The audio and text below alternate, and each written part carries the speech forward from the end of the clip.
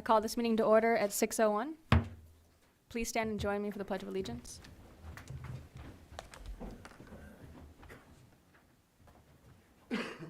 Ready? Begin. I pledge allegiance to the flag of the United States of America and to the republic for which it stands, one nation, under God, indivisible, with liberty and justice for all. If you would like, please remain standing for the invocation. Good evening, everyone. It's good to be here. Tonight we can focus on what is wrong in our world today, or we can focus on what is right. We can focus on what is wrong in 29 Palms, or we can focus on what is right in 29 Palms. I'm reminded of the words of Jesus as I stood on the hills surrounding the Sea of Galilee many years ago.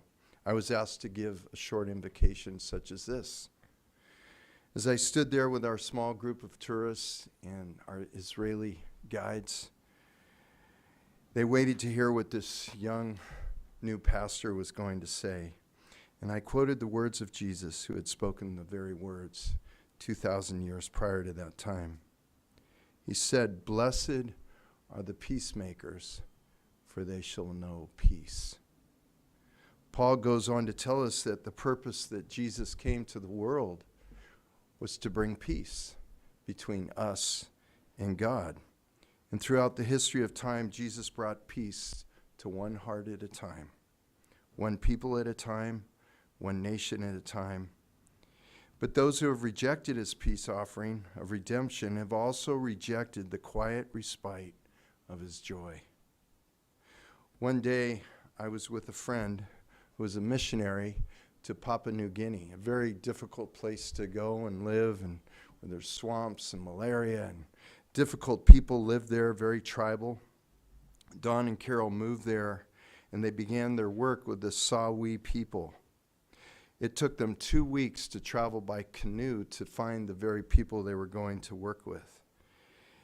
Once the Richardsons got to the place where they were going to live, they built a very rudimentary home where they were going to live for the next 5 years. The Richardsons sought for a way to relate the news of the gospel to these tribal people who had never heard the gospel. They would tell them stories of the Bible, and with alarm, he realized the Sawi people saw Judas as the hero for his friendship and then betrayal of Jesus, because that was part of their culture. They came to live with these people, and these people continued to battle among themselves, and they failed to live in peace. Finally, one day, Richardson announced to the people that he would leave that area because of the violence and the conflict among the tribes. Desperate to keep the Richardsons there and the supply of steel tools, the Sawi people performed an emotional peace child ceremony. Each village represented or presented a child to the other tribe as an infant peace child. And as long as that child would live, as Richardson explained, the villages and the tribes would live in peace. In case of an offense, someone would plead the case of the peace child, and the strife would stop. So Richardson seized upon this idea that this is the way he can communicate the gospel of Jesus Christ. Jesus Christ, who came from God to us as man to bring peace to us, was the perfect peace child.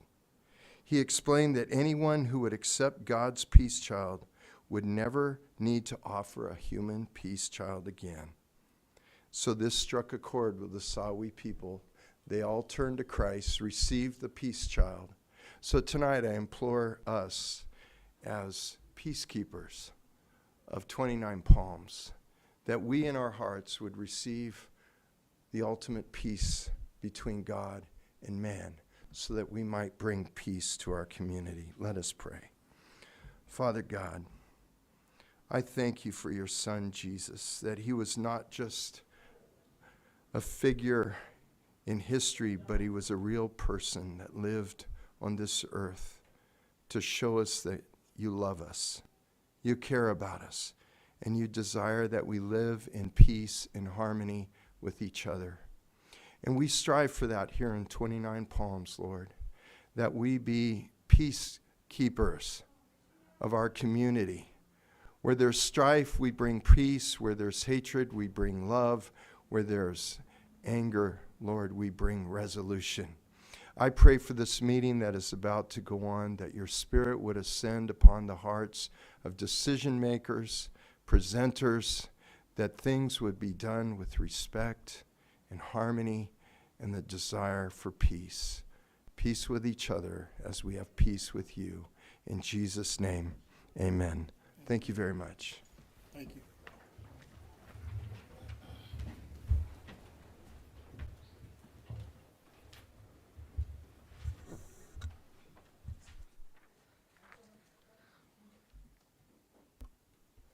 Rather tall.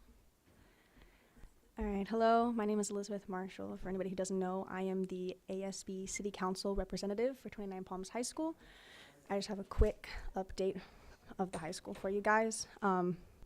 Mostly what's happening academic is we are in the last quarter of the school year. So that means for a lot of seniors, they're completing any credit requirements they need to graduate. And for juniors and seniors, we're all preparing for those AP tests at the end of the year to get that college credit.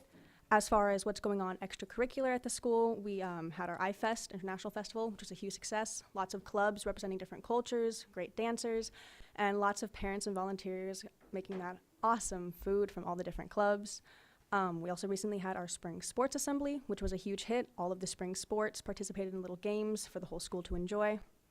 Prom is coming up. Tickets just went on sale. The Interact Club would like to make a little announcement. Their club is preparing to feed over 100 families with their spring canned food drive, so any and all donations are appreciated. As far as sports, tennis is doing well, although it is a windy season. I believe they are third in league, and they have a game scheduled tomorrow. The track team has a meet tomorrow against Yucca Valley home at our new track. The swim team is doing very well in the girls, 2-0. They even have members who have gotten first place in every single one of their events so far, and the boys are unfortunately 0-2. I believe there are only 3 of them. They are doing their best. Softball is doing very well so far, picking up lots of wins. Baseball is doing some, killer games, trying their best, including the wind.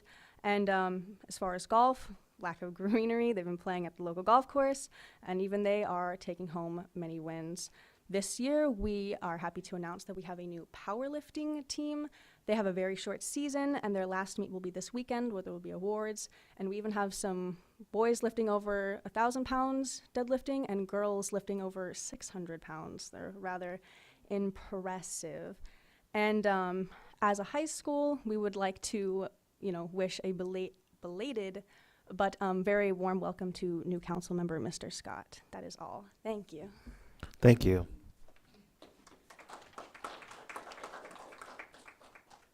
Thank you.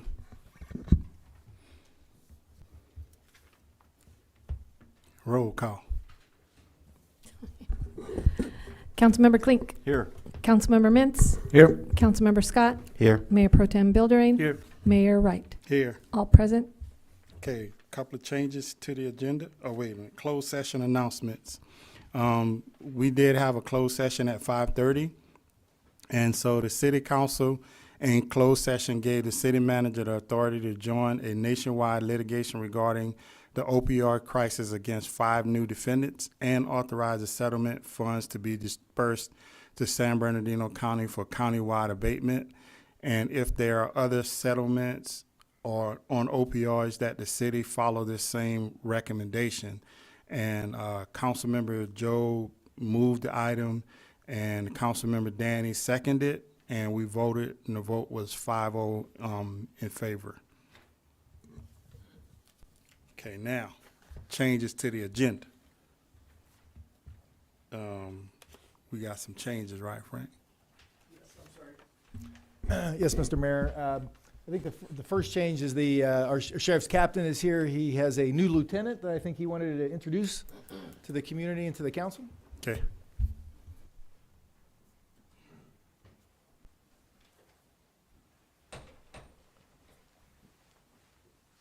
Thank you, Frank. Honorable Mayor, members of the council, I just wanted to announce to you that Lieutenant Brandon Wiebold has transferred and he has left the Morongo Basin. So effective on Saturday, we got Lieutenant Al Huff.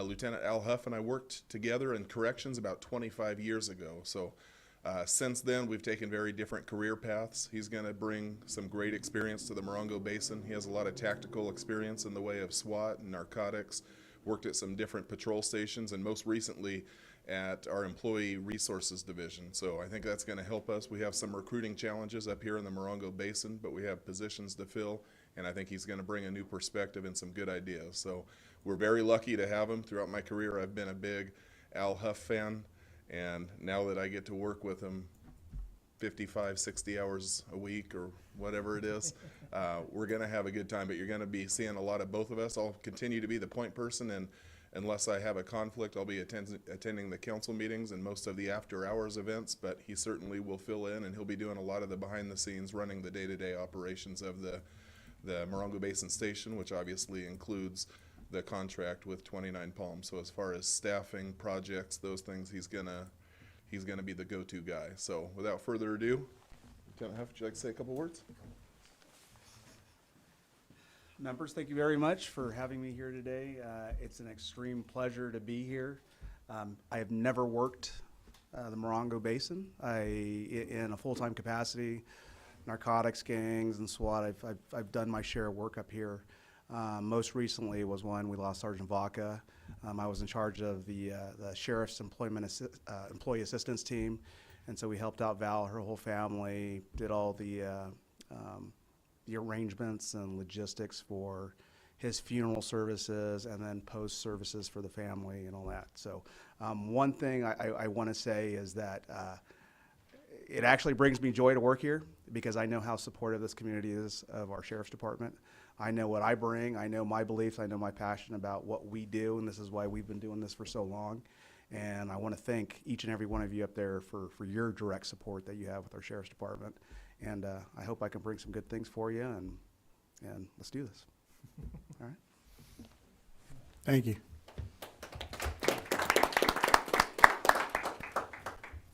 And Mr. Mayor, I know Deborah, I can see her, McGarry with Southern California Gas. I know she got held up in traffic, she said. So maybe we could delay it a little bit until she shows up. She wanted to talk about gas bills and et cetera. Okay. Yep, she just walked in the door. Okay.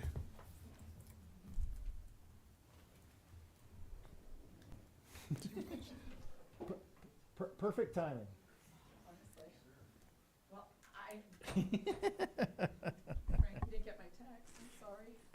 No, I didn't. Yeah, the council knew. Yeah. I apologize. Let me get my glasses. It wasn't an easy task getting up here today.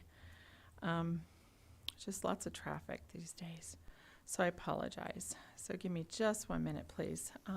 But for those of you, my name's Deborah McGarry. I'm the Public Affairs Manager for Southern California Gas Company. And I wanted just to bring to your attention some of the information which I've been sharing with Frank and with regards to SoCal Gas and its gas bills. So let me apologize here.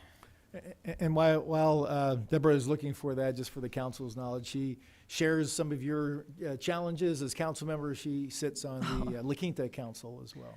Yeah, yeah, I felt some of that today. So just so you know. But again, I'm here just to provide just an update with regards to pricing of natural gas, which has been historically high in recent months. We want to share that the market prices for natural gas continues to drop, driving a more than 80% decrease in SoCal Gas March procurement rates from January's high. SoCal Gas estimates average residential March bills to be $100, which is probably lower than the average of $300 in January. These numbers may vary, of course, based off of use. SoCal Gas does not set the price for the cost of the natural gas commodity. Instead, natural gas prices are determined by national and regional markets. SoCal Gas buys natural gas for those markets on behalf of residential and small business customers. The cost of buying that gas is billed with no markup, meaning that SoCalGas does not profit from the movement of natural gas commodity prices. Recently, the California Public Utilities Commission approved an acceleration of the California Climate Credit of $50.77. This credit will show on SoCalGas's residential customers' February or March bills, so most of you should have received that by now. SoCalGas is also delaying collection activities on overdue residential accounts and will not disconnect overdue residential customers until further notice. We have paused all non-residential collection field activity effective as of February 1st. We continue to inform and offer several ways in which to help income-qualified customers through our bills and home improvement assistance programs, bill forgiveness plans, and level pay programs. SoCalGas recently announced a $10 million in shareholder funds. So shareholder funds are not the ratepayer funds. These are not the funds that you guys pay into, but it's shareholder funds to provide additional relief to low-income families, seniors, and small restaurant owners impacted by the unprecedented regional natural gas market prices. If this was written in my words, it would have been different. Sorry. So of the $10 million, $5 million will go to the Gas Assistance Fund, a program administered by the United Way to provide one-time grants to income-qualified customers to help them pay their natural gas bills. This contribution will help the Gas Assistance Fund reach more customers with larger grants. This is in addition to the $1 million contribution that SoCalGas made to the Gas Assistance Fund earlier this year. So we did make a $1 million contribution in January. So this is an above and beyond that. So $4 million will go to a relaunch of Fueling Our Communities, a collaborative program with local food banks and nonprofit organizations to provide free meals and groceries to thousands of Californians facing insecurity. And just as a reminder, we did that up here. I remember I was with I think it was the mayor and with Frank, the city manager, where we, did some contributions and trying to pass out food for those in need and working with Outreach 29 Palms. And then $1 million will go to Restaurant Care Resilience Fund to help small restaurants to improve with improvements, upgrades, and employee retention to manage debt losses and to raise, and raising cost of food. For more information, you could go to SoCalGas.com. And it'll provide you some more information. I'll share that information with Frank, and he could go ahead and post that on his website or provide other information. And just as a reminder, I know our weather's getting a little bit warmer, but we are looking at another cold front coming in as we're getting some rain. I don't think summer will ever get here. That's my personal feelings. But first of all, lower the thermostat 3 to 5 degrees if health permits. Wash your clothes in cold water. Reduce the temperature of your water heater to 120 degrees. Keep in mind, most of our water heaters are sitting out in the garage. They're the old-fashioned ones. So, of course, when it's always trying to keep the hot water warm, we're trying to keep the water warm. So when it's sitting out in the garage or someplace, it is definitely going to be something that is always constantly using a lot of gas to keep it warm. Limit the use of non-essential natural gas appliances such as spas, pool heaters, and fireplaces. And again, there's more information on our website for that. And I'm happy to answer any questions because I have a bunch more information if you have any questions. Any questions? I was talking to somebody, and I can't remember who it was now, but they were talking about in years to come that they're going to ban gas stoves and others into the house when they build new houses? So the building code is actually changing where any new building, and this is coming from the state of California, will be all electric. It will not be natural gas. So I don't know how they're going to start to weed that out. I don't think they've made any decisions on a state level. And of course, there has been conversations at the national level as well. But again, it's just basically looking to figure out how to reduce climate change and reduce the amount of emissions that go into the air. And so that's the purpose behind that. But again, you know, that's 2045. And part of what SoCalGas is doing is that we're looking at other types of technology, such as hydrogen and other types of renewable natural gas, other things like carbon capture, where you're capturing the emissions going into the air. So there's a lot of other things there that could possibly help you. And I'd be happy to come back at the request of the City Council to give you a presentation. So that's in 2045? 2045 is Well, the that's goal. good, because then I won't go hungry for a long time. Yeah. My wife will not cook on an electric stove, so we're in trouble. Yep. Any other questions? I might not be here. Thank you. And what? Well, No, thank this you is very a much. serious matter, and I don't mean to laugh, but yeah, I know what it's like to cook on a gas stove. But I appreciate, of course, your support, and I'm happy to come back again. And again, I apologize for not being here when you called me at the time that you did. So thank you again for your gracious agendizing me for the beginning rather than me waiting until the end, which I was willing to do. Thank you. Thank you.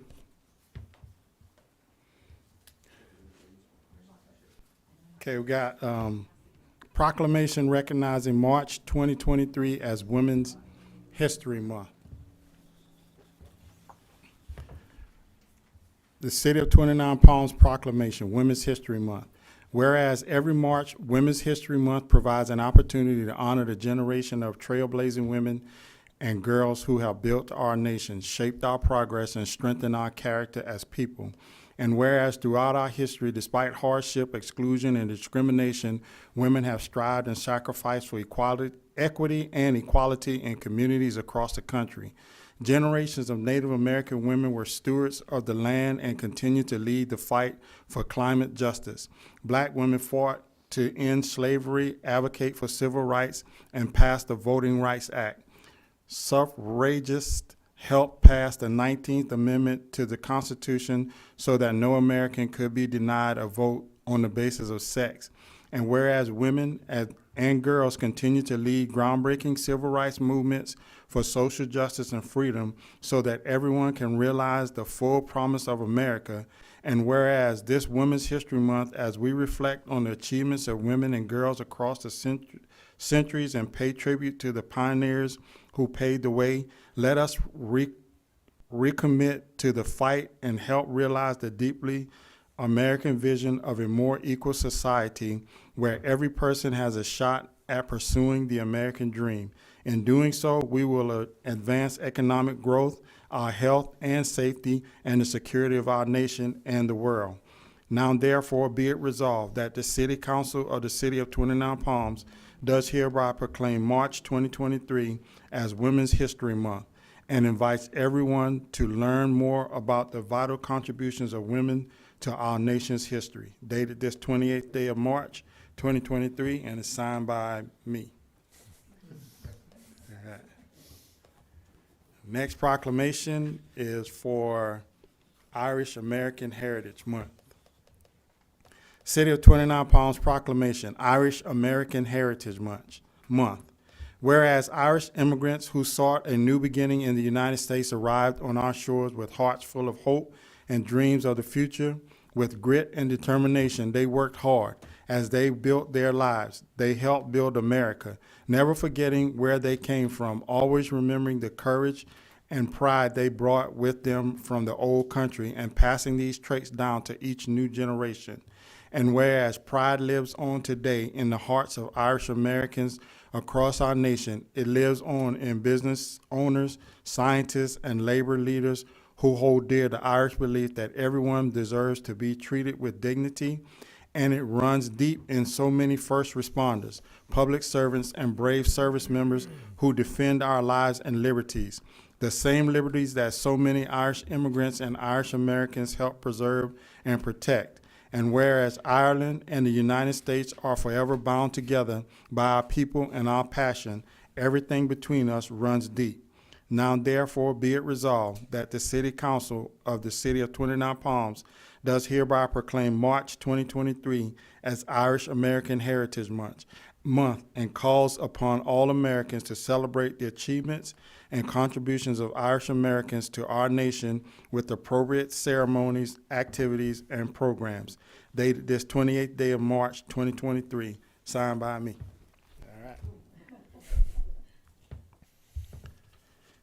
council member comments and reports of meetings attended. Councilmember Scott. I'm attended the grilling with the mayor. I thought it was very engaging. It's very important that we have these things so that community members have access to their elected officials. So I just want to thank the mayor for putting that on. Thank you. Thank you, Mr. Mayor. I see you nodding at me. I attended the MDAQ MD meeting yesterday in Victorville. There are some more grant monies coming up to replace different diesel and gas powered items, trucks, and other things to be coming up in March or the end of this month. But they're also trying to get more money so they can have more programs to replace people's engines and with battery operated. So I'll keep you up to breast on that if when those programs come. They have certain programs. We don't use a lot of lawnmowers out here, but that's one of the big ones down in the big cities. The lawnmower, they exchange the gas powered lawnmowers for electric. And then today, actually, when the city manager wanted to do the agenda review, I said, well, I want to see the pool. What kind of progress are made? And we went down there, Councilmember Scott and myself. And we went down there and visited the pool. It's coming along, and it's going to be great. People are going to be super surprised the way it looks. And the Mr. Mayor, that slide is going to hold you. All right. And you're going to go down fast. I can see that right now. So, but I think the people will enjoy the new aesthetics of it, and obviously, as the whole city will obviously we'll have a better filtration system. If I said that right, to keep the pool clean. So. And that's good progress. Thank you. Councilmember Clayton. Thank you, Mayor. First of all, I'd like to welcome Lieutenant Huff to the Morongo Basin. It's going to be a pleasure to work with you, and let's keep the criminals off the streets. I got to see a couple of the games at the basketball tournament this weekend. Great in the new gym. A lot of excitement. I don't know how the city's teams did, the 29 Palms teams did, because I didn't see any of the championship games, but a lot of excitement for them little kids. Grilling with the mayor was fun. I had one hot dog. I don't eat like the mayor, so I know he had about 4 or 5, right? Yeah. But it was a lot of fun, and like Councilmember Scott said, it's good for the elected officials to get out there so people can talk to you what they need to be looked at or what they would like to see done. So if you missed it, there will be one again next month. So, in June. Okay, in June. And lastly, I would like to wish everybody a happy Easter and that everybody has a safe Easter holiday. Mayor Pro Tem. Had no meeting scheduled, but I did got to sit and watch all the basketball games, a lot of basketball games. It was good to see 20 Palms out there and all the cities representing. I didn't make it to the mayor's grilling thing. Sorry about that. And I think that's everything I have. And Lieutenant Huff, welcome aboard. I hope we work well together, but not do a lot of things, like friendly meetings. All right? Yeah. That's all I got, Mr. Mayor. Thank you. Well, welcome, Lieutenant Huff. And also, I actually attended the basketball tournament in Beaumont, and it was like really loud and but exciting, and it was good to see the kids from 29 Palms because they really played hard, and that was good to see. And then I did grilling with the mayor. It was good, like council members said, a lot of engagement, and which was good because a lot came out of that grilling with the mayor, for the community and things that we need to work on and things that we need to see in the community. So can't wait till the next one. And we're going to have some great surprises. I've been talking to Eli, so we got some things coming. And then I did also attend the basketball tournament here in 29 Palms. I went to the championship. Unfortunately, we didn't win any of them. We had a few teams that came in second and third, but Fresno and Redondo Beach, yeah, they cleaned up. So, but the kids, again, they really did. They put their heart into it, and I did not see not one 29 Palms team give up. I mean, they played all the way through, so that was good. Also went to the carnival, and was that same Saturday, we did, I went to Food for Life, and we did some meals to deliver, and I delivered some meals and things like that, and then I went to the carnival that night, and so yeah, I was pretty tired by Sunday, and I lost a little bit of weight, so that might help me on the slide, you know. So, but I think that's all I have. So. Make me faster, right? All right. Okay, so we're going to move to consent calendar. All matters listed on the consent calendar are to be considered routine by the City Council and will be enacted by one motion in the form listed. Any item may be removed from the consent calendar and considered separately by the City Council. The public will be given an opportunity to comment on consent calendar items prior to the City Council action. So any council member wishing to remove a consent calendar item? No, I just have a question for Frank about number 10. Is this bond money or is this our money that's doing the Freedom Plaza? Yeah, so that is housing money because Oh, okay. behind there I'll will just be accuse housing. myself. Yeah. Well, I have a question about that one too. The house, it's vacant, correct? That is correct, yes. Yeah. Any more questions? Anybody want to remove one? Okay. Anybody in the audience want to speak on consent calendar item? No? Okay. Bring it back to council. Well, I'll move the consent calendar, abstain from number 10, possible conflict of interest. Second. Roll call? Yes. Councilmember Mintz, Aye. Councilmember Klink, Aye. Councilmember Scott, Aye. Mayor Pro Tem Buildering, Aye. Mayor Wright. Aye. Approved 5-0. Thank you. Okay, number 11, wastewater services, we're going to continue that, right? Yeah, Mr. Mayor, members of the council, this item, we posted it for public hearing 10 days in advance, which is what we should do. It's what the law is. But we, coming up to this meeting, we weren't quite ready, so we need to continue it to a future meeting, and I think date certain May 9th. Okay. Discussion potential action items. 2023 Healthy Cities Campaign Grant. Yeah, thank you, Mr. Mayor, members of the council. This item will be discussed by our Recreation Events Coordinator, Scott Klingsdale. But just to kind of give you a little brief intro into this. So the recommendation is the City Council approve the grant funding opportunity to install a permanent outdoor fitness court at Knott Sky Park pending the available funding during the budget process. And that last portion is very important as far as the recommendation. Tonight is not the point of no return from the council giving the approval on it. So Mr. Klingsdale will give a presentation to show you about the field or the fitness center.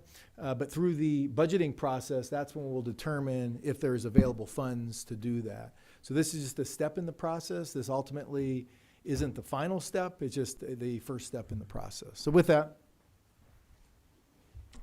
Alrighty, well, hello there. So I'm here on behalf of our Recreation Division Manager, Carrie Minitree. She wanted me to go ahead and present this one for y'all. So the National Fitness Campaign is calling on mayors, civic and education leaders, and community champions to join the urgent fight against sedentary lifestyles and preventable diseases by increasing outdoor movement and providing wellness activities that are equitable, accessible, and free. The 2023 Healthy Cities campaign is part of a national movement to make world-class fitness free and accessible in public spaces across the country.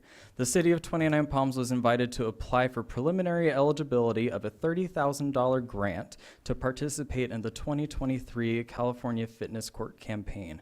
And I believe there is a short video Is it on queued the up? laptop, I think is what Christina said.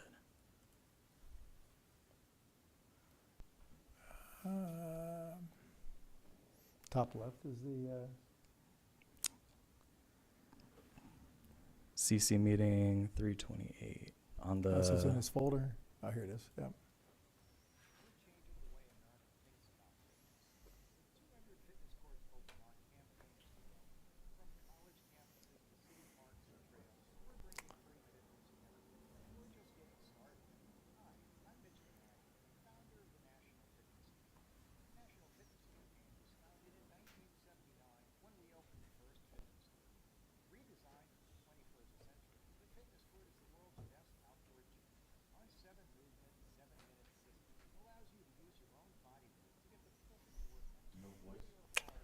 I don't see any.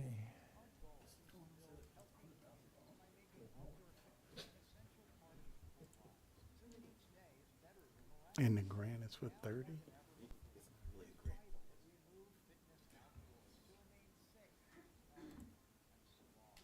Michiganders, as soon as we can, we go outside, which is one of the reasons why the fitness court was such an attraction to us. What impressed us most was their basic philosophy that they want to provide world-class fitness for free. Truly, anyone can use it, no matter what your age is, no matter what your physical fitness level is, no matter what your skills are. It is very adaptable. Thousands of certified ambassadors will be trained to deliver classes, challenges, and clinics as part of our national fitness campaign. New programs are bringing students outdoors across America. The Fitness Court mobile app is your gateway to enroll in these programs. Simply scan the new digital wall with your phone to access a library of free workouts designed to optimize your experience on the fitness court. Learn the moves and take challenges as we dig deep to create impact for our partners across America. This year, we are thrilled to introduce Fitness Court Public Art. Cities have the opportunity to select a local artist to design their fitness court using the power of the arts and fitness outdoors in iconic public spaces. We're proud to have helped cities of all sizes raise millions of dollars from respected sponsors to support free fitness. Wherever fitness is a priority, you can find a fitness court. Building beyond 200 cities and colleges, we're partnering with large cities using urban movement data to map the best locations for healthy infrastructure. We're bringing fitness courts to within 10 minutes of population centers everywhere. They provide these wraparound services that, from a city's perspective, that's what you want in a partner like this. You want it to come presented to you on a silver platter with a bow tied around it. They're one of the best partners, I think, that I personally have ever worked with. We serve almost 1.2 million members across Michigan, and this partnership really is an opportunity for us to bring scalable, free health and wellness opportunities to our community. So I would actually invite cities and organizations, big and small, to explore the opportunity to invest in fitness courts. To be very honest with you, the feedback from different municipalities and different communities has been very positive. We're committed to raise $150 million to bring the campaign to 1,000 cities and schools, building the largest fitness movement in the world. Join us. Let's make world-class fitness free. In mid-February, the NFC reached out to the city to gauge interest in offering the 29 Palms community an outdoor fitness court grant funding opportunity. A non-binding grant eligibility application was submitted with Knott Sky Park noted as the potential site location. The Knott Sky Park location was selected due to feedback gathered from residents during the city's pursuit of the Prop 68 grant. One such desire was to add a fitness area to further develop this particular park. The city was unsuccessful in obtaining funding for this purpose. Lucky Park has seen many upgrades over the past few years, and Knott Sky Park and the residents it serves are deserving of upgrades as well. And I believe we have a map that shows the location of where we would be putting it, the first attachment. First attachment? Yes, yeah. This particular area was selected due to its high visibility, proximity to the playground, picnic shelter, parking lot, and restrooms. The NFC Grants Committee has selected the City of 29 Palms as a 2023 Healthy Cities Campaign grant recipient. In order to move ahead in the next step of the grant process, the City Council would need to adopt a resolution in support of the fitness court. This in no way constitutes a binding agreement or requirement to proceed with the program. During upcoming budget discussions, the City Council may decide whether or not to fund the fitness court project. Should the City Council decide to fund the project during budget discussions, the NFC has provided a list of preliminary milestones to achieve installation and launch readiness, which are included in the staff report. Yeah, Mr. Mayor, members of the council, regionally, I think the staff has kind of looked out and, you know, coincidentally, we have a La Quinta council member. Maybe she has some feedback on it. I guess there's one of these courts in La Quinta. Yes, right? La Quinta and Beaumont Cherry Valley. So yeah, there's some 2 courts like this in the regional areas that the staff has kind of researched. Now, you talk about this being a grant, so when would we know, if we did this tonight, when would they tell us when we received this $30,000 grant to offset the costs? So we've already received it, only if we proceed with this opportunity. So, yeah, tonight, again, is not the point of no return. You know, we, through the budgeting process, if you then deem that it is something that you want to do and fund, then at that point, then that's the point of no return. One question I know was asked in comparison as it relates to the fitness equipment at Lucky Park. So in 2013, we spent $98,000 on the fitness equipment there. So just in comparison of the 2. You had something? That was my question. Oh, okay. I guess what exactly, I mean, they say they're training, fitness experts. Are there going to be fitness experts that actually live here? Are they bringing in people from out of town to help coach our residents? I'm trying to get what value we get for $175,000. If I remember correctly, they do have an ambassador program. I would have to follow up with Carrie, or unless Frank has some more information on that. It's digital. So yeah, you would have a program that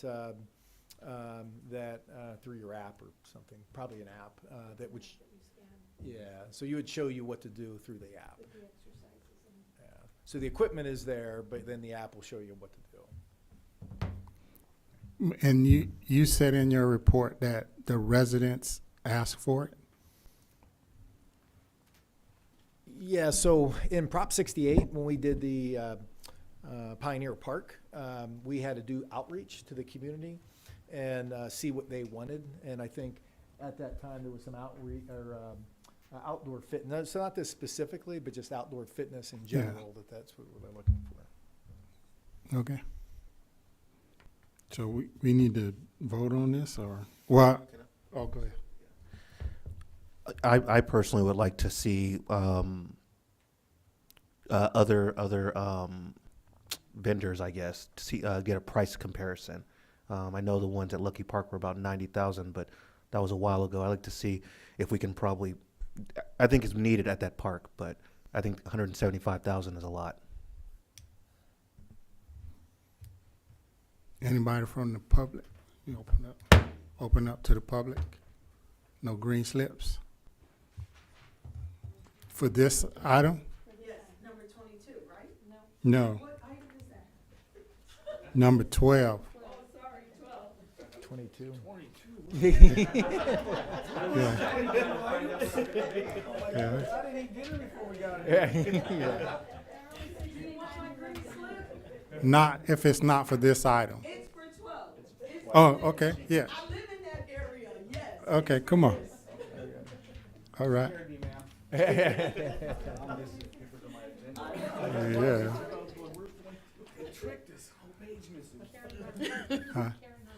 Karen Harper. Yes. Hello, Councilman. Greetings. You know what? I live over there, El Sol. That's where the park is. And I'm just trying to figure out why would you put it in that area? And I never got any information pertaining to having that kind of park. You have a dog park over there, and I didn't even get information about the dog park coming. So I'm just trying to figure out when y'all did your survey and the residents knew about it. I do know about the homes that are over there, you know, the vacation rentals in the area, because y'all send out the information. But as far as anything else, I didn't get any information. So I'm just trying to figure out if I could get some feedback on that. Thank you. And are you saying no? I'm saying, I'm not saying no. I mean, I think it's a great idea, but it's such a small park. I don't know, why won't you just shift it right back down to Lucky Park? You got all that other equipment down there, send it down there. I think this is a very small park, a lot of children are over there. Matter of fact, if you don't know, there was some information going out about some pedophiles in that area. So I don't know if this is a great idea to have all this exercise when it's really a family residential area over there in Knox Sky Park. Okay. Thank you. Thank you.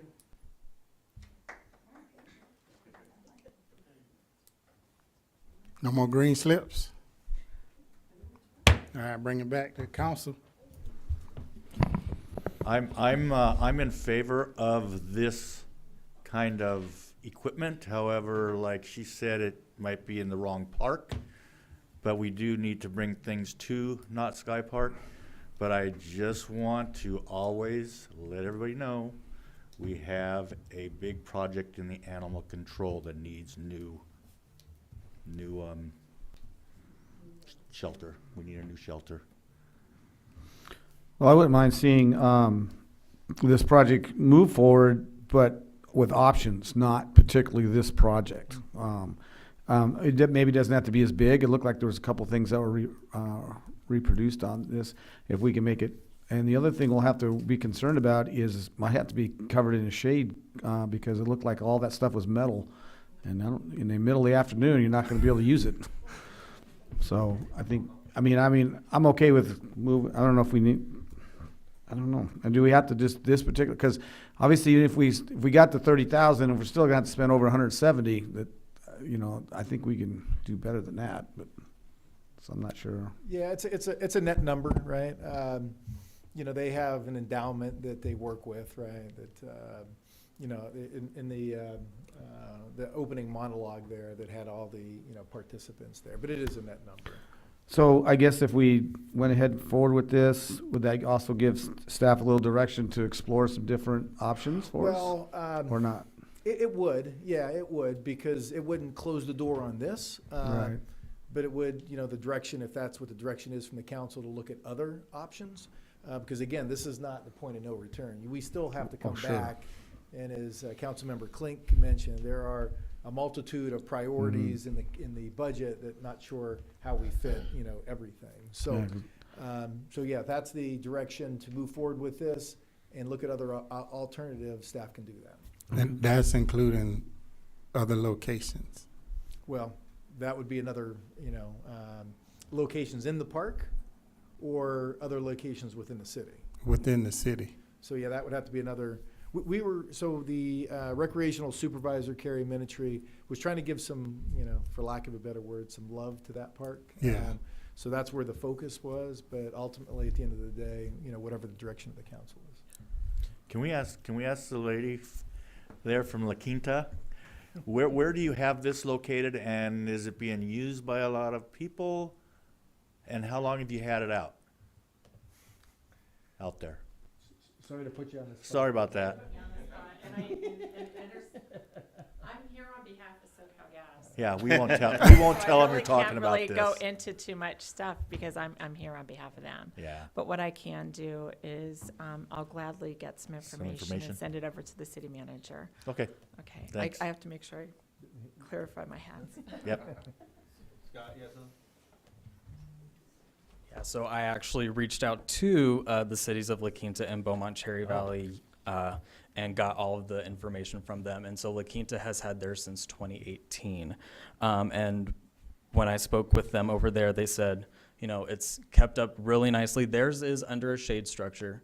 And we had a little back and forth like, oh yeah, it's hot. So, and then, but Carrie did want me to say that there is eventual placement of a shade structure would be planned. And with La Quinta, she said that a lot of like high school athletes would be using it. And then Beaumont Cherry Valley, they noticed a lot of the senior citizens were using theirs.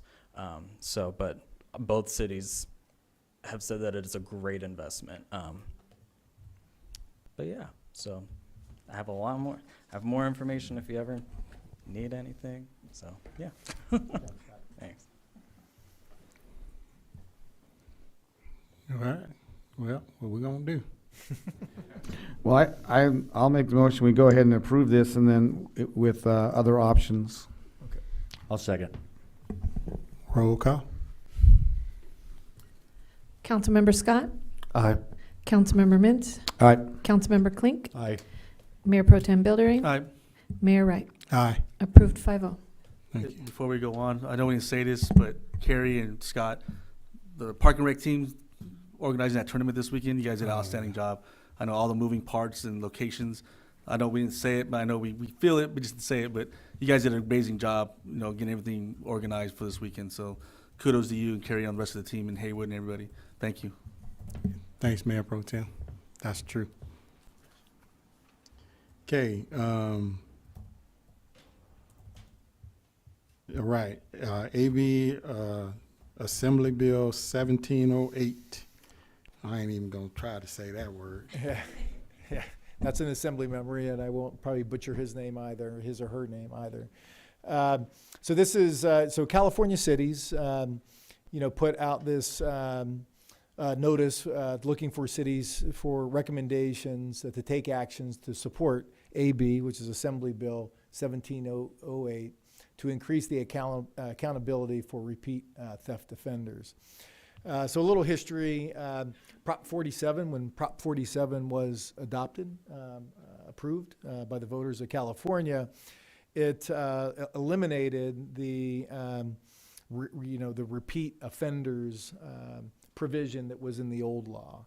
So two things it did, amongst other things, was to lower or increase the dollar amount that a person can steal without going to jail, which was, I think, $950. And the captain is here to add to this and provide any additional comment to this. So the Prop 47 raised the limit to $950 and eliminated the repeat offender classification for those folks. This would bring it back for repeat offenders. So those people that currently today, you would go into a store, steal $900 and some odd, and it basically is a citation again and again and again and again. Now, if this bill does pass, it would, have more consequences with repeat offenders, and which is why we, anytime that we go to Cal Cities, we hear from the Merchants Association what a problem this is within California. The sheriff also is supporting this. Captain, I don't know if you want to add or correct anything I said.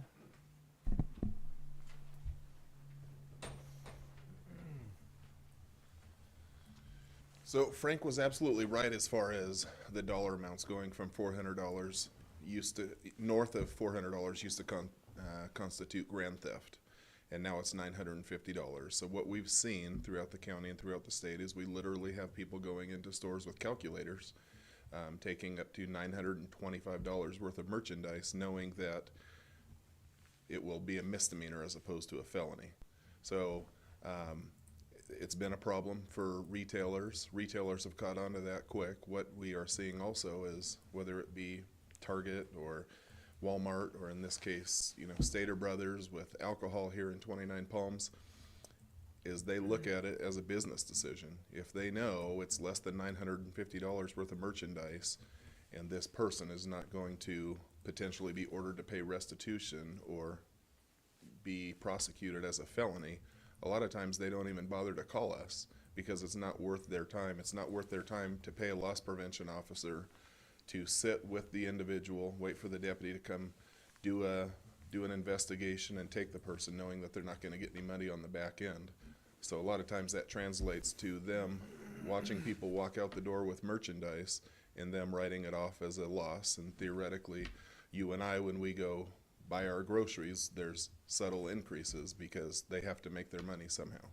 So I do think that it has to do with inflation to some degree, and it is just very frustrating for retailers because previously, before Prop 47, there was Penal Code 666, which was petty theft with a prior, meaning the first time you go steal $300 worth of stuff, it's a misdemeanor, but then you go back and steal $300 worth of stuff. If you've been convicted of that, you've gone through, this isn't just a deputy saying you're under arrest or here's your citation. This is going through the court process and getting convicted.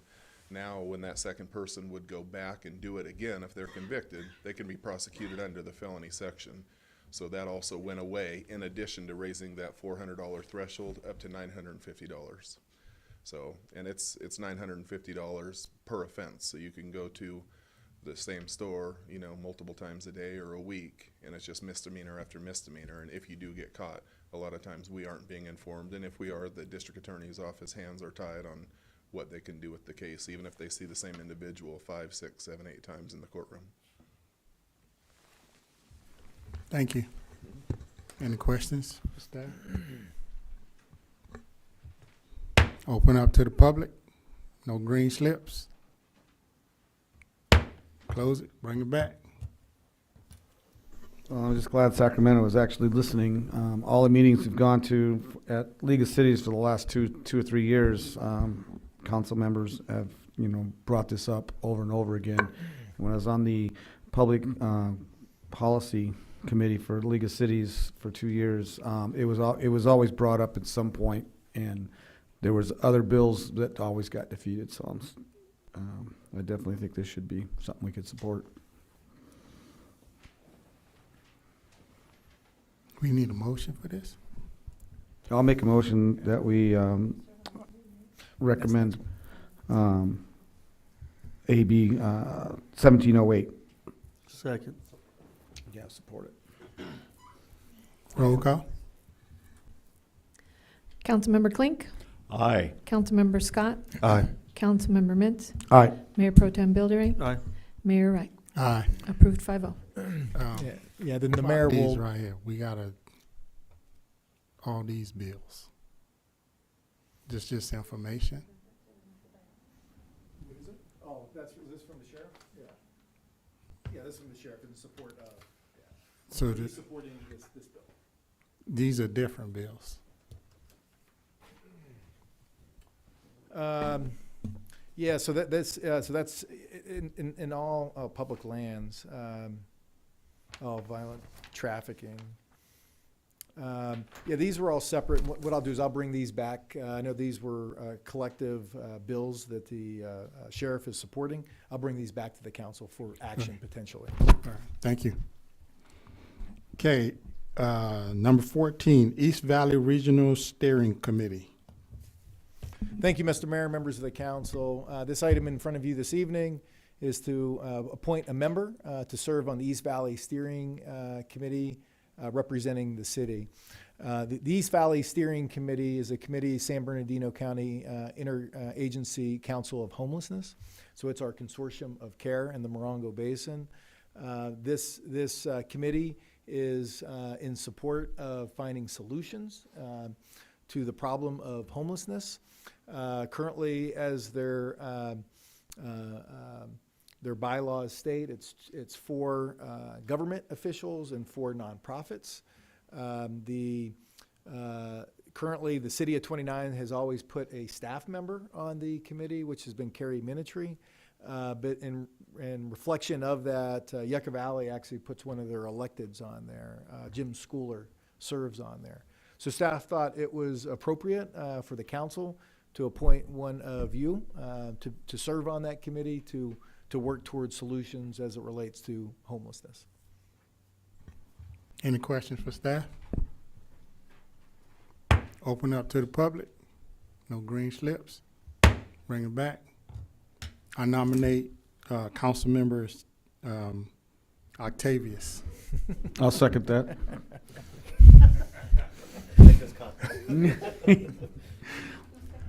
I did. Roll call. Any public comment? Yeah, they say they in hand now. Councilmember Mintz, Aye. Councilmember Klink, I third eye. Councilmember Scott, Aye. Mayor Pro Tem Buildering, Aye. What? Mayor Wright. Aye. Good. I think Councilmember Octavius is going to represent us well. He has a real passion for this. So. Thank you. Okay, fire safety plan. Well, thank you, Mr. Mayor, members of the council. This item in front of you this evening is to review and approve the termination process and accept the potential additional funds needed for this transaction for the Water District firefighter PERS safety plan. Just by way of background, as the council recalls, back several years ago when we went through the annexation of the 29 Palms Water District's fire department to San Bernardino County Fire. Part of the transaction that was needed was how to deal with the PERS safety plan for the firefighters. The Water District did not have any funds to be able to do that, to pay off that liability, that PERS liability. San Bernardino County Fire was not going to take on that liability.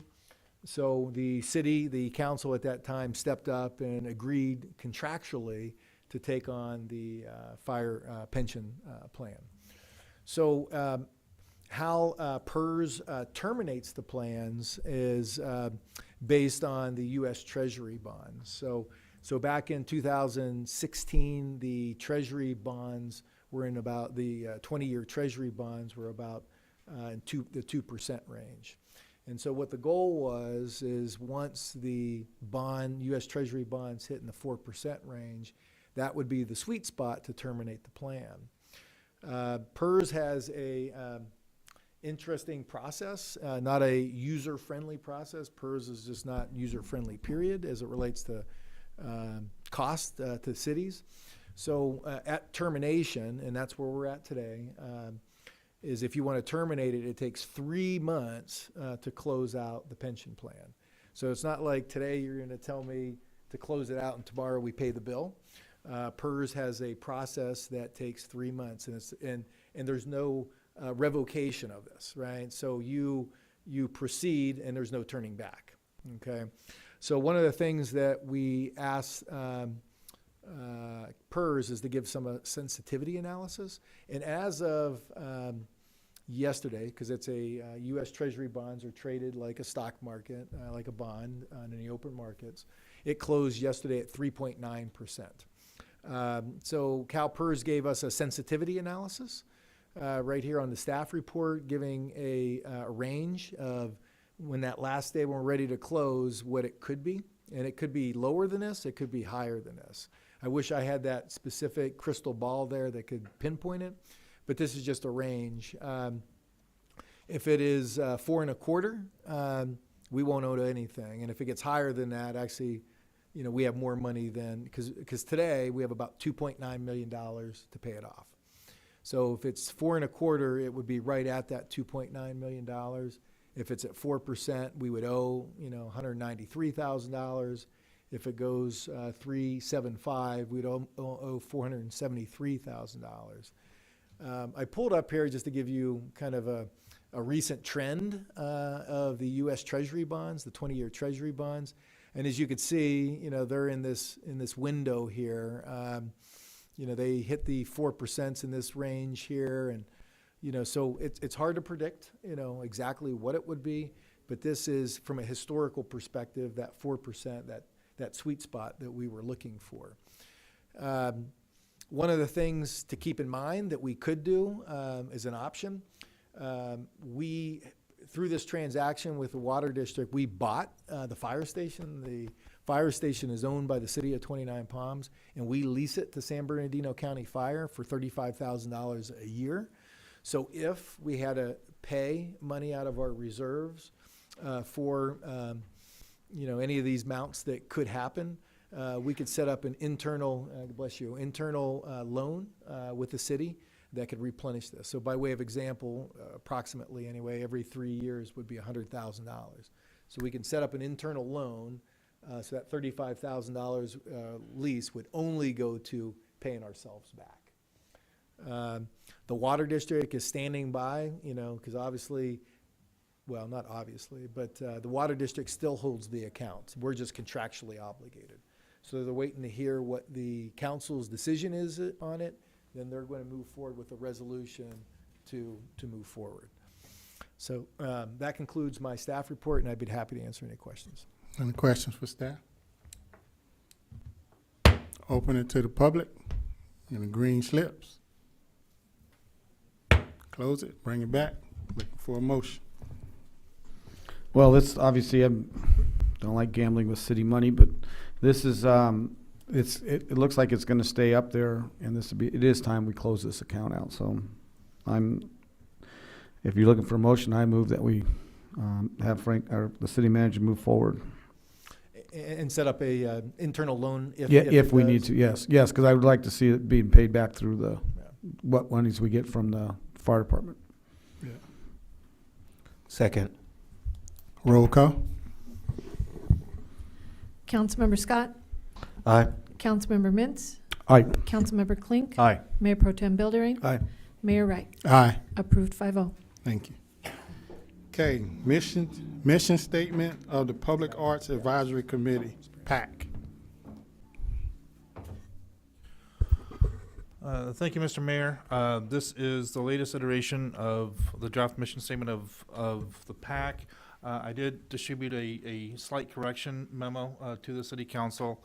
We did make a slight clerical error, which we want to correct on page 2, I believe. On page 2, under 4, under 1 and 2. The word all should be stricken from both those sentences. So I want to make that correction. And we went back and forth with the chair of the PAC on this. So we think we're confident we've got the right wording that the PAC has voted for. And so we're presenting it for the council's consideration. Anything else? And I think the co-chair of the PAC, Anna Stump, is here if you would like to say anything to the council as it relates to the mission. Okay, any questions for staff? Open it to the public. Mr. Gary Daniel. Thank you, Mr. Mayor, council members. I represent the board of directors of Theater 29, over 200 volunteers. It's an all-volunteer, nonprofit organization established in 1999. We are concerned that the PAC appears to be empire building to gain oversight of Theater 29 among other artistic organizations in the city of 29 Palms. We are concerned that people who don't understand theater are trying to gain oversight of a very niche art. In the past, we've partnered with the city for over 20 years. We've produced quality, family-oriented musicals, plays, and specialty programs. The PAC has provided funding to us to support our youth theater program. That is great. That's what they should be doing. What they should not be doing is interfering with any artistic processes going on, which require a very specific and disciplined set of artistic skills. We are concerned with an apparent politicization of the PAC and the effort to not just support, but to assume an oversight role which we see as unneeded. Any questions? Thank you. Thank you, sir. No more green slips. Bring it back. I have a question. I still see that the PAC has one alternate on there. I just don't see why they would need an alternate. I still don't see why they need an alternate. That alternate could vote for this person that's not here this week, and then he or she can vote for someone else on the PAC at the next meeting that's gone. I just can't see that's not right. Also, the term of the appointment is 4 years with 4 members with terms ending on even years divisible by 4, and the other members' terms ending on even years not divisible by 4. So, explain that. Is it 3-2, just like the council, or? Right, I think there was, with, the PAC has expressed a desire to potentially go up to 7 members, not just 5. So it would be 4 and 3 but we can change those numbers to be 3 and 2 or.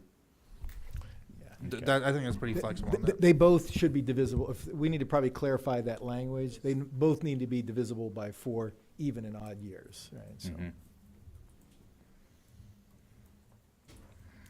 As in, like, the terms would end in 2024, 2026, 2028. Yeah, and it's not even and odd, actually. They're, That's what the wording was intended to read as. Yeah. We'll clarify that. I guess the wording when it gets down to the item number 4, where they took out the all, it's almost like that sentence could end right there at locations, because if it's not going to have anything to do with the all city government initiated cultural arts, then that could be, to me, it could be scratched from there. And the create and recommend cultural policy for the literature. I mean, I don't know. It just seems like it's they're adding more work for themselves for what the committee, a volunteer committee, could do. But I stated this the last 2 times we did this. I don't feel that they should have to be gone to for any of these city projects that we do, or any other. If somebody wants them to look at their project, great, or what they're doing, but I still think that's just another bureaucratic overlay of something. And plus, they would be the folks that were doing it would be at the mercy of their next meeting and whether or not if we made them go to it. So I don't feel that they should have to go to the PAC to do their programs.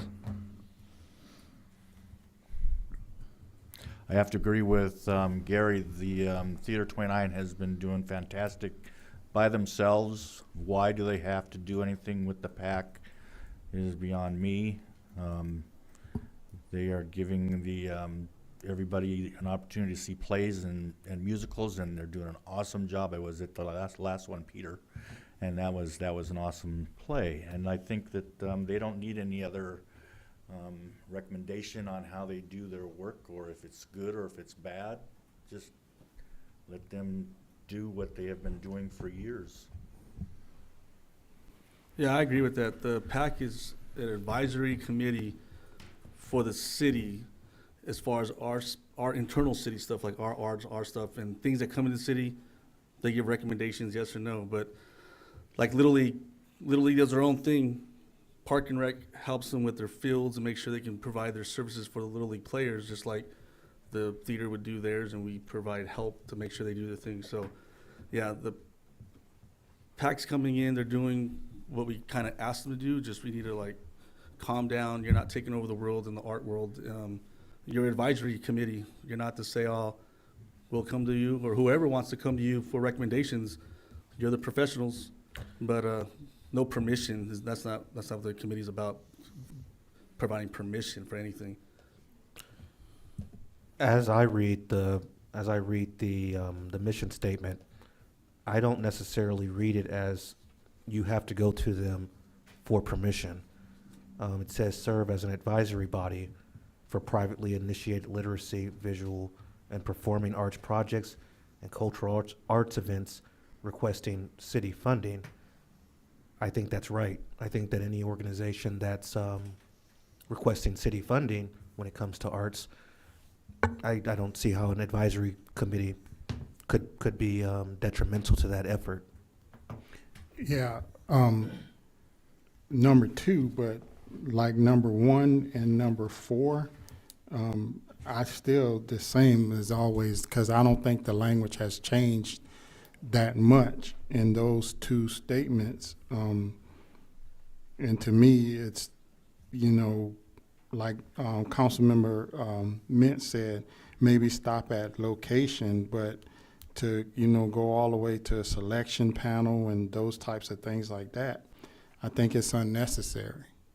Because again, you know, along the lines of the Theater 29, they have been doing a great job. So, and then the same thing with number four, you know. So, yeah, number two, you know, serve as an advisory. Yeah, that's what they do. But number one and number four, I just think the language needs to change, or we need to say only as directed by the city council. So then if we never direct them, then they never do that. And I think the PAC understands it, just the verbiage is what's wrong. Like, Yeah. talking with Cindy and yourself, you guys understand what, but the verbiage doesn't come across. And if you guys leave and someone new comes in, they're going to read this in a different way. So we're just trying to change the verbiage. We're not attacking the PAC saying they want this. Just the verbiage isn't matching what you guys want. If I can respond a little bit to Gary, I mean, we would never interfere with Theater 29 unless they wanted our advice. And I don't see why they would ever need our advice, you know, so it's just an advisory condition. So for example, we've been talking with the And if you staff could about- just, so it could be recorded, Yeah. please.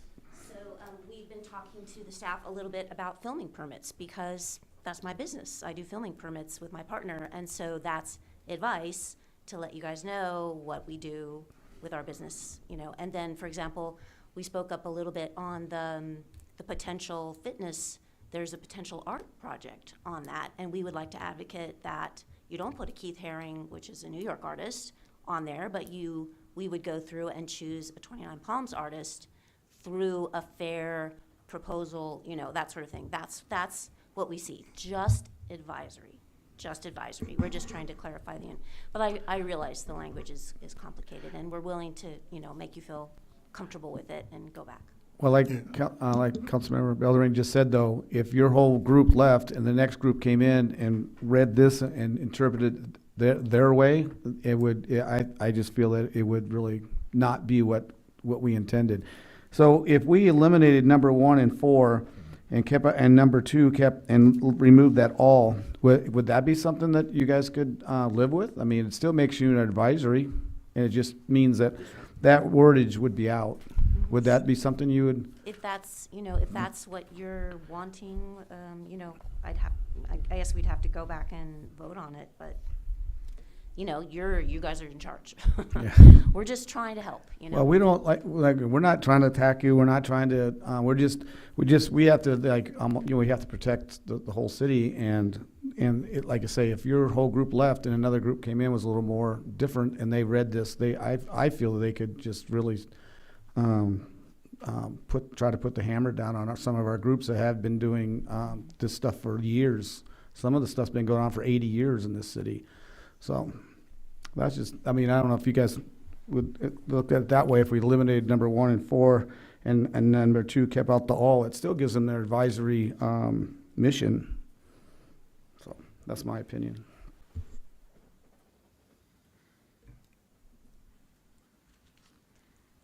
Yeah, well, because I'm actually good with that, because 1 and 4 is the ones that just don't read right to me, so. But 2 and 3, yeah.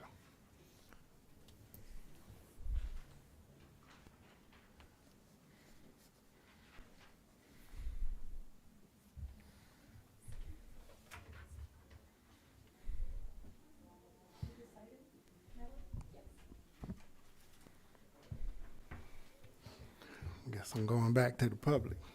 All right. Natalie.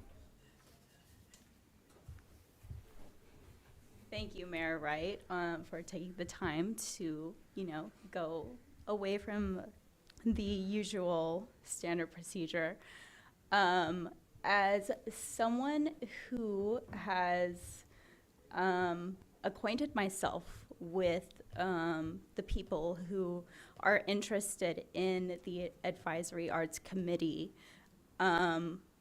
based on my knowledge, the PAAC has no intention to infringe upon the 29 Palms Theater or the program whatsoever.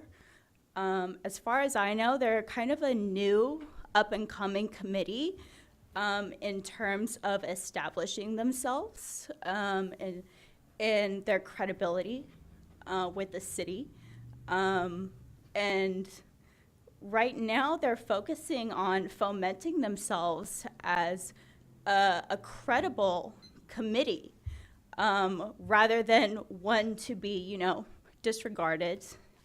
They are full of professionals, many who have arts degrees and professional artists who know what they're doing, whether that be in, sculpture, painting, any types of arts that you can think of, basically.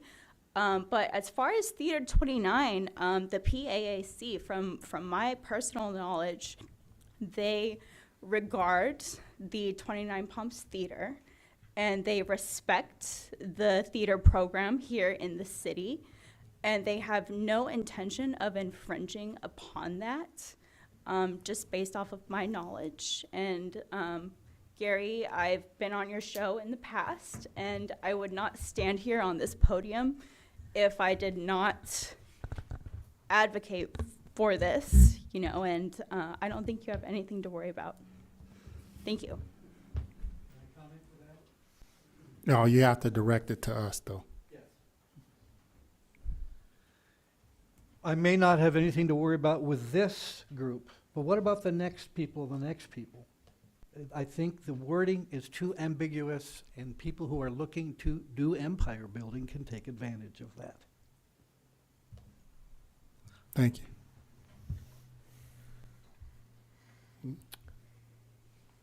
I think that in any democracy, we have checks and balances. And in 29 Palms, we have a city council. And so this idea of empire building as if they're going to run amok without the checks and balances of city council, I just think that that's a little, I don't know the word to use.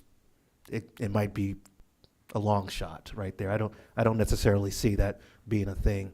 I do agree with my colleagues, though, that having it be a little bit more broad still allows you to work on your mission.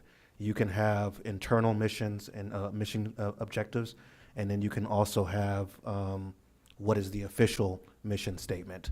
And so I agree, 2 and 3 is fine. 1 and 4, I understand what it means. I just don't know if other people would understand what it means. And so that would be my recommendation. So we got 3 that agree, 2 and 3, take out 1 and 4. And then number 2, where it says all, you change that, make sure that stays out. I'm okay with that, but I also want to see alternates out of there. They don't need to have alternates. We have 5 people that can make the decisions. If there's 4 people there, that's a quorum, they can make the decision. You have 4 people and one's gone, and this alternate comes in and replaces that one person that's sitting in this seat and votes. Then next week, that person is missing, that alternate's gonna go in that seat and make a decision for that one. It's not right. I definitely understand those concerns. I just think that the PAC committee is a committee of volunteers, and legally, they're distinct from the city council. City council members are prohibited from having alternates. Committee members are not prohibited. So I'd still advocate for alternates for the PAC committee because these are volunteers, and a lot of people in our community want to volunteer. We only have so many seats for volunteers. So what about an alternate with no voting rights? That's a volunteer. That's a volunteer that could be sitting out there doing it, Yeah. listening to the meeting. Mhm. I don't know. And the reason we did the alternate came up because we're doing that application for the grant. And they Oh, needed a right. full board, and one board member was being absent, so they might need that one person to be on the board. So if that person fell off, we already had to come back to another meeting to appoint them. They're already in the chute in case we had to do that. So that's why it was really important to have an alternate at that moment. Now that we've gone past this grant app is already submitted and gone, the alternate, I think the alternate is now a member, correct? Mm-hmm. So now that alternate has now filled that spot that we kind of foresaw. So now it's kind of irrelevant. You know, you don't have to be on the board or appointed to be a volunteer. Because, not to bring up the theater has a board, but you have 200 volunteers, correct? So you don't have to be appointed on the PAC to be a volunteer. Yeah. So Okay, well, I'm good with it. No alternates. So no alternates. So just so staff is crystal clear here, we'll strike the alternates. And does it have to be unanimous because it's 4-1? It doesn't, it's just ultimately, at the end of the day, you know, three members will make policy. Okay. So what staff, I think, has heard is the elimination of the alternate, along with, in the, this section here, eliminating 1 and 4. And Yes. definitely that all is already stricken, so Yes. is that, I'll make that motion. I'll move that. I'll second. Roll call? Councilmember Scott, Aye. Councilmember Mintz, Aye. Councilmember Klink, Aye. Mayor Pro Tem Billery, Aye. Mayor Wright. Aye. Approved 5-0 with changes. Thank you. and we also will make sure we tweak that language as it relates to the rotation of the 4 and 3.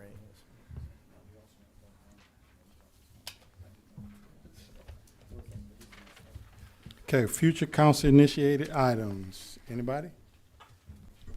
Yes, I would like us to send down to the Planning Commission the code review on home and commercial parking requirements, that the material used, I guess not parking requirements, what was I trying to say? The driveways, what materials can be used in the commercial.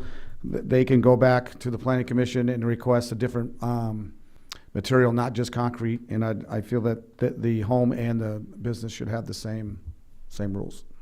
They're different now. I'll second. Anybody else? Okay, close future initiated items.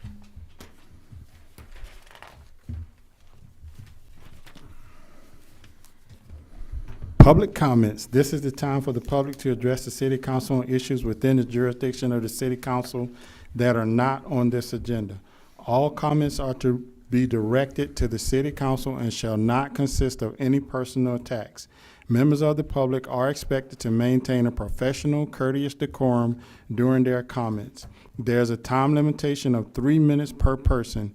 If you haven't already done so, please fill out name and address slips and give them to the city clerk. The city council is prohibited by state law from taking action or discussing items not included on the printed agenda. Public comments on specific agenda items will be deferred until consideration of the item on the agenda. And the green slips.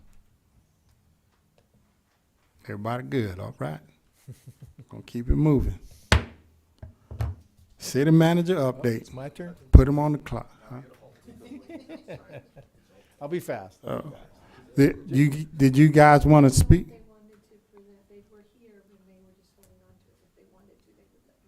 Oh, okay. Okay. Yeah. Okay, city manager's update. And And they'll probably be on the agenda, second meeting in April. They have a proposal that they want to submit. So just a couple updates. Applications, as you may have seen out there, we're soliciting applications for the Citizens Advisory Committee for wastewater, along with a Housing and Homeless Ad Hoc Committee. Well, I shouldn't say ad hoc committee. The 2 members would be added to the Planning Commission. So those, what we're planning on from a staff perspective is for the wastewater advisory anyway, bringing it forth to the council with those people who want to do it. Then you as individual council members can pick who you want on that 5-member committee for wastewater.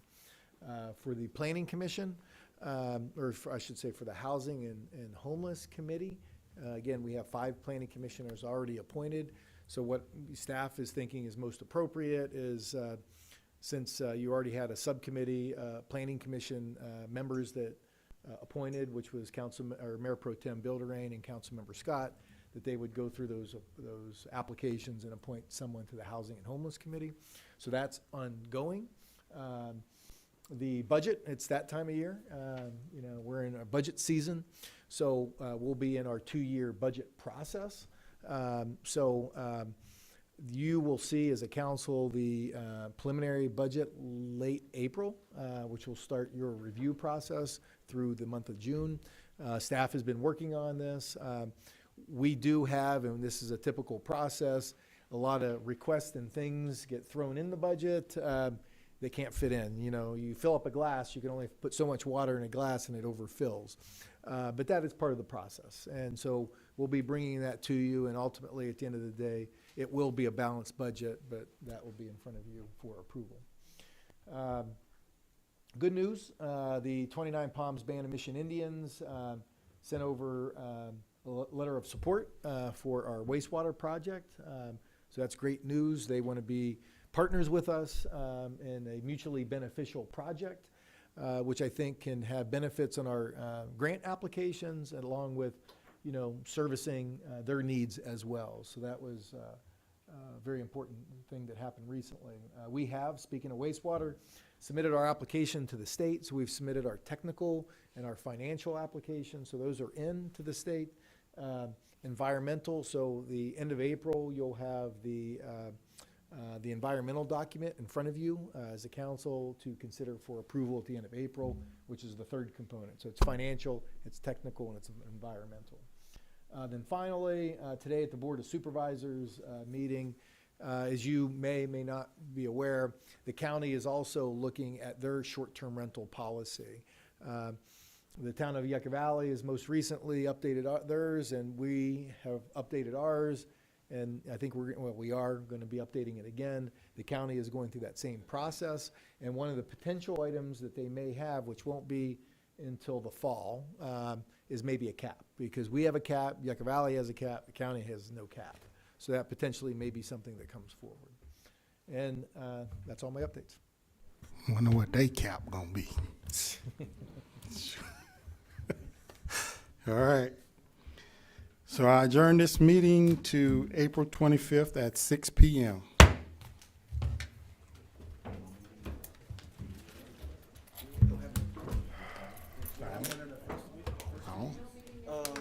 Yep, spring break. I don't know.